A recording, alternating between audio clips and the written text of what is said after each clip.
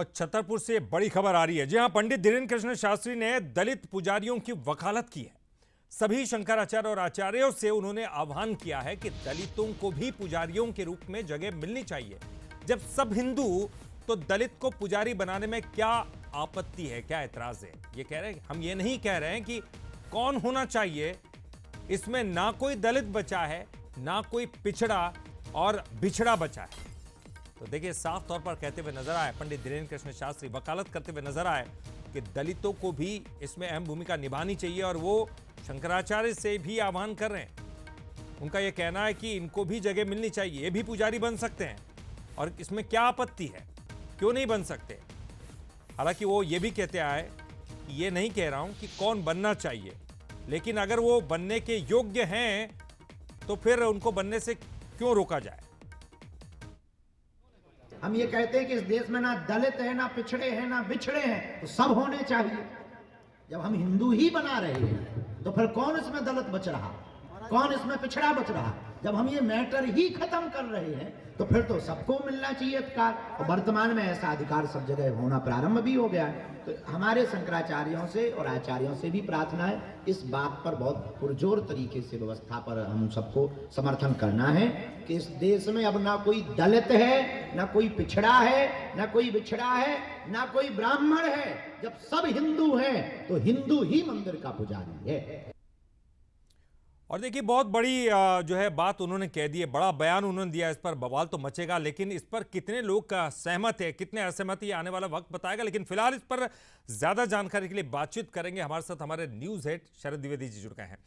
शरद जी, पूरे हिंदुओं को एक होने का झंडा लेकर घूम रहे हैं और हम ये देख भी रहे हैं, उनको जगह जगह जाके वो ये कहते हैं कि हिंदुओं को एक होना चाहिए और जातियों में नहीं बंटना चाहिए। अब ये जो बयान है, ये बयान इससे जोड़कर देखा जाएगा निश्चित तौर पर, लेकिन इसके क्या अर्थ निकाले जाएंगे? देखिए, बात बहुत साफ है।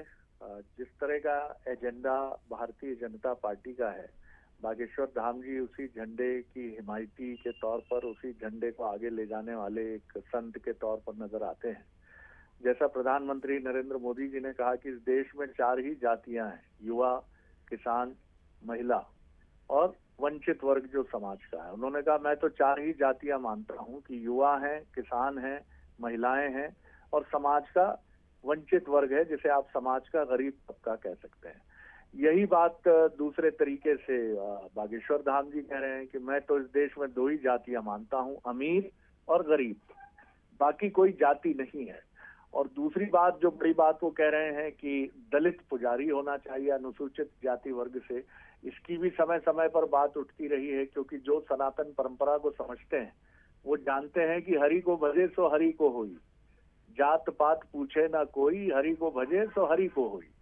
तो जितने भी विद्वान संत, चाहे वो अतीत के रहे हों, वर्तमान के रहे हों, जातीय व्यवस्था तो एक कुचक्र रही है। और दरअसल ये भारतीय जनता पार्टी की एक रणनीति भी है।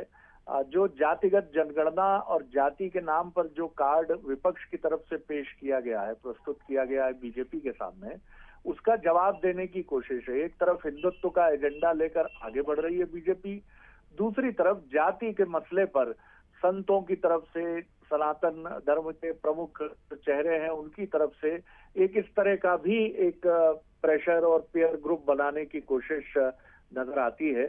और इसी मुद्दे को लेकर बागेश्वर धाम अपनी पदयात्रा पर भी निकल रहे हैं। जी बिल्कुल, आपने सही कहा शरद जी। और ये बहुत अहम मुद्दा हो जाता है जब वो ऐसी बात लेकर सामने निकलते हैं कि सबको एक होना है। तो कई लोग उनसे सवाल पूछते होंगे निश्चित तौर पर कि अगर एक होना है तो हम पुजारी क्यों नहीं बन सकते, हम जो उच्च वर्ग है उनके लेवल तक क्यों नहीं जा पाते। तो ये उनके लिए जवाब भी है। बहुत बहुत शुक्रिया आपका शरद जी।